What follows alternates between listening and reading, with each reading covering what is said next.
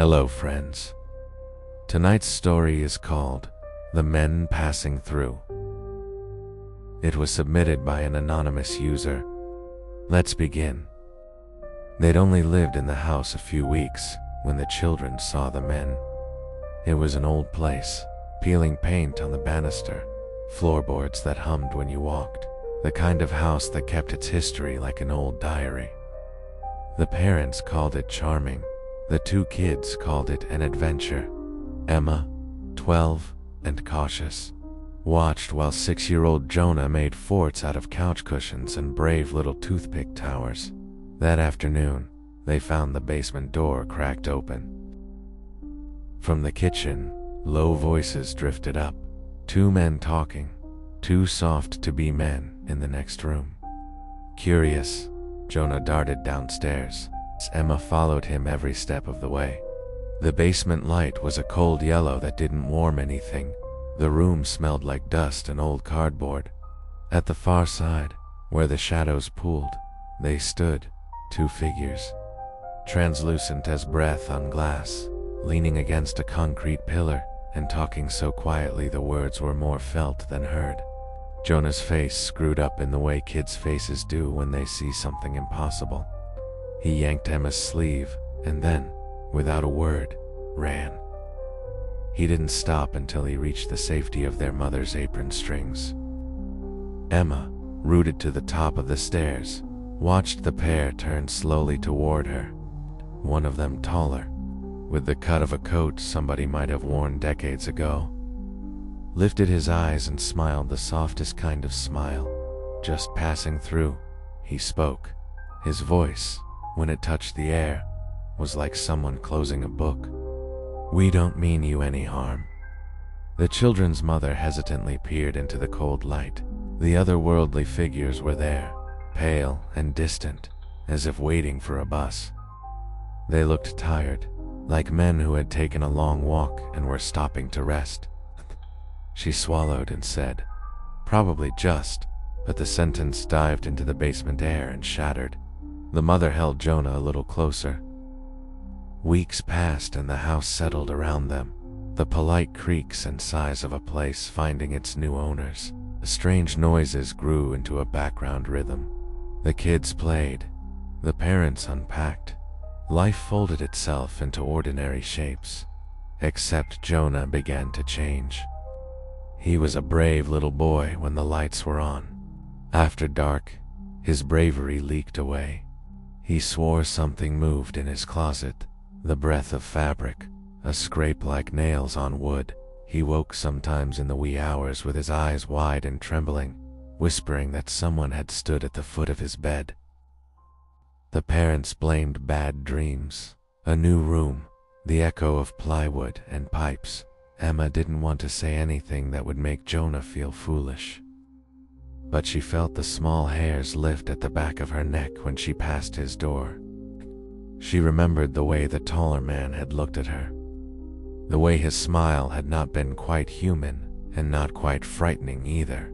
One night, at around 2 in the morning, the house breathed differently.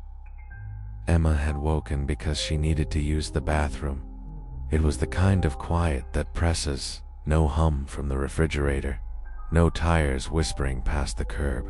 She padded down the hall in socks, the moon slicing the floor in thin silver. When she left the bathroom and turned for her bedroom, she froze. Jonah stood in the living room, a small silhouette against the shadowed couch. He was walking, slow ritual steps toward the front door. His head was tilted, his hands held as if someone invisible clasped them. Emma's stomach sank into her feet. Something moved above Jonah's hands. The color there was wrong, a darker absence instead of light. It curled around his palms, something hunched and thin with fingers that ended too sharply, with a smile that split like a seam. It guided Jonah, whispering to him in the voice that sounded like wind through metal. Emma's feet couldn't carry her forward. She wanted to scream, to throw herself between them, but her mouth was dry and small. Then, as if answering an unspoken alarm, another presence slipped into the room like cool water. The taller man from the basement stepped out of space itself and into the lamplight. He moved with the dignity of someone who had left a life halfway through a sentence. For a heartbeat, the two presences, one soft, one serrated, regarded each other. "You can't have him," the taller man said without moving his mouth. His voice was the same strange, folded thing, gentle but with the weight of a rule. The dark thing hissed and tightened, a band of shadow that tried to pull Jonah through the front door and into the night. The dark thing released Jonah with a gasp that scraped like a broken hinge.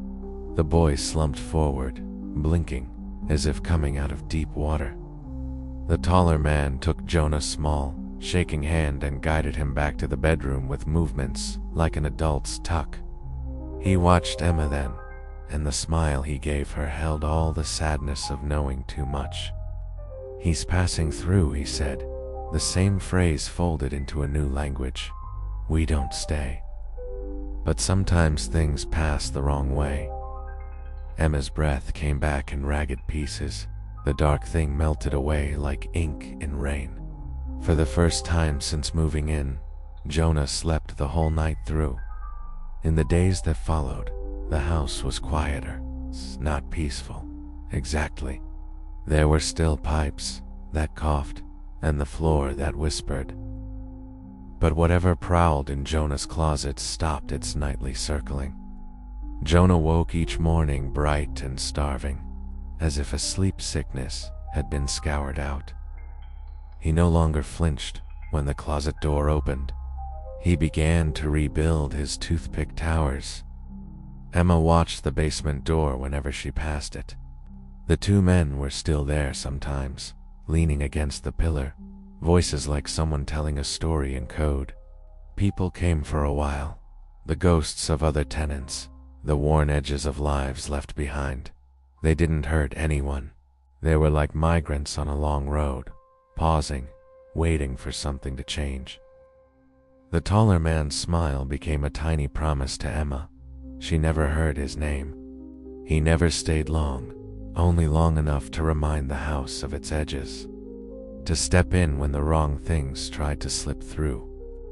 Once, as she passed the basement, he met her eyes and voiced the words she had heard before. "We don't mean you any harm." Emma didn't know if she believed in guardian angels. She only knew the boy in the living room, the small hand and a spectral one, and the way the house, old, creaking, full of secrets, settled back into the ordinary. A year later, when the family threw Jonah a birthday party in that same living room, Jonah ran around chasing paper planes and laughing until his cheeks burned. Emma sat by with delight and watched him. At the far edge of the room, in a place of shadow and memory, she thought she saw two men talking quietly, only this time their voices sounded more like a farewell than an arrival. Sometimes, when the house gave a familiar groan, Emma would glance toward the basement. The men were never meant to loom. They were travelers resting their hands on a railing, strangers who knew the way through. Maybe the dark thing had been passing through too, the kind of passerby that feeds on unattended corners and unanswered doors. Maybe it had met someone who'd been doing the same long walk for longer. Maybe that's all there ever is, things passing through other things. But sometimes, just before sleep, Emma would remember the moment the taller man took Jonah's hand and led him back to bed. She would remember how his smile had felt like someone closing a window against the night, and she would rest, finally, feeling less like a child in a house that might swallow you whole, and more like someone who had been given a small, unexpected kindness between one strange breath and the next. Thanks for listening. If you liked this story, don't forget to like, comment, and subscribe.